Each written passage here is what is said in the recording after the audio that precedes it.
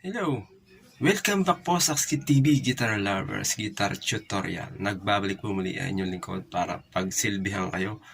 Lalo na kung bago ka, ang channel na to ay nagtuturo kung paano kayo matututo o paano kayo gagaling sa paggigitara. At sa oras nito, meron akong ituturo sa inyo na extended o paano gawin yung extended minor pentatonic scale sa gitara. Ito po ay para sa mga baguhan lang at gusto o willing matuto sa aking channel na to ay sundan nyo po. Follow nyo po ako. Subscribe po kayo sa Akskit TV. Tapos meron din po tayo sa Facebook na Reels po. Kung po kayo, tapos pindutin yung notification bell para ma-notify kayo kung sakali may bago akong upload na video.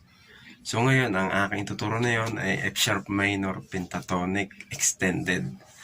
Ngayon, meron po akong ginawang reels niyan. Baga maiksi lang sa Facebook. Ngayon, gagawin ko ng tutorial siya sa YouTube. Ito, sa YouTube na to para mas maintindihan nyo, mabagal ko siyang ituturo. So ngayon, kung handa ka na, kuhanin mong gitara mo at makinig ka at magturuan tayo. So, tara na!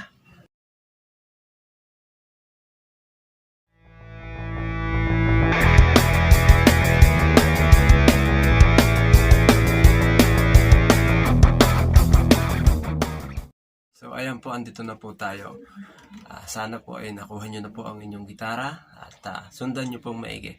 Ito po ay tinatawag natin na F sharp minor extended pentatonic scale. Paano ba yan? Ito po ay isang pattern lang po kasi po marami pong pattern yan, maaring 3. Ayon po sa aking susuri ay may 3 siyang klase ng extended kung paano mo siya ba. Parang yung pentatonic, regular pentatonic scale, kumbaga dadagdagan mo lang yung po ang paliwanag sa extended. Kaya nga po extended. So ngayon ating simulan. Mabagal lang naman po.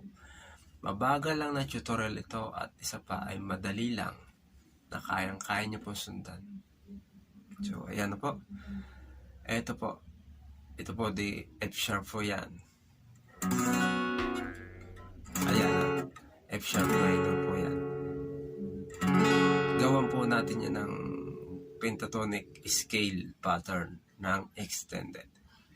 Una nyo pong gawin, ito po, ilagay nyo, kalabitin nyo po itong low E string sa 2nd fret. Tapos itong inyong pinky finger, lagay nyo po dito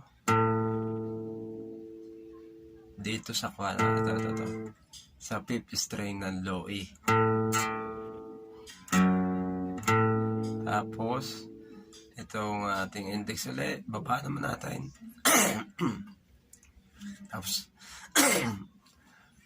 Tapos ito pong index, baba nyo po dito sa A string sa 2nd fret. Tapos pwedeng itong tatawag na ring finger o pinky ang inyong gamitin dyan. Pwede nyo pong gamitin dyan. Una, 1, 2, 3, 4. Tapos 5. Dito sa D string naman, 2nd fret ng D. Tapos 6. Tapos dito sa 4th fret po ng D string po yun. Tapos ito naman, baba uli kayo naman sa G string, 2nd fret ng G. Tapos itong ring finger nyo, 4th fret ng G string. Tapos diretso nyo po dito sa 6th fret ng G string. Tapos baba kayo dito sa B string naman. Tapos punta kayo dito sa 7. Itong inyo pong ring finger, 7. Tapos baba po siya, index sa 5. Sa A string, high E. Tapos, ito pong ring finger muli dito sa 7. Pag ginawa nyo po yan tuloy-tuloy, ganito po ang dapat. So, labas nyan.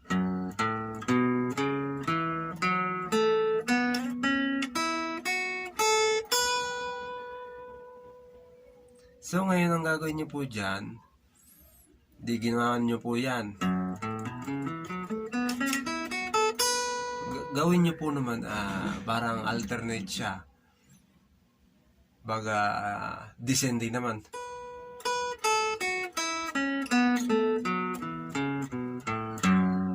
Baga, ibabalik nyo naman.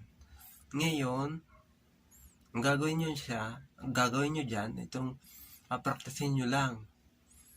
Maaaring mga ilang sandali o basta meron man po kasing madaling kumasap ng mga ganyan tutorial Pero halimbawa, ikaw yung mabagal lang kumuha, pwede nyo pong subukan yan.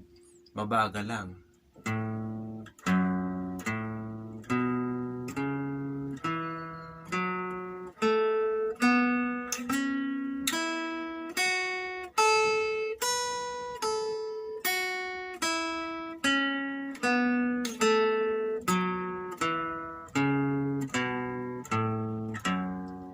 Yan po ay isa lang pattern po yan.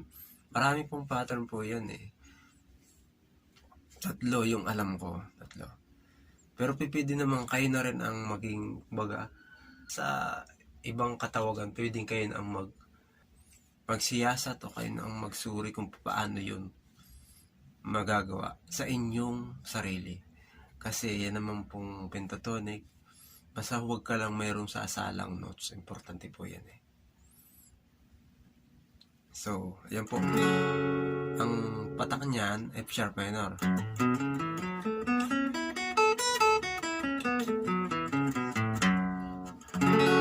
Ayan po. Kaya po yan ang F sharp minor extended pentatonic scale. So, ayan po. Hanggang dito lang po. Sana po may natutunan kayo. At huwag nyo pong kalimutan na mag-subscribe kayo para ma-notify kayo sa ating mga video. Marami po ang video. Kumbaga, magsasawa po kayo. Merong mga, mas marami dyan, short. Kumbaga, ilan lang po yan, yung mga ganitong klase. Yung mahaba. So, hanggang sa muli, sana po ay may natutunan kayo. At umaasa ako na matututo kayo. Balik lang po kayo kung sakaling nagustuhan nyo ang video na to. So, keep on learning. Tuloy lang. God bless, thank you, and maraming salamat po.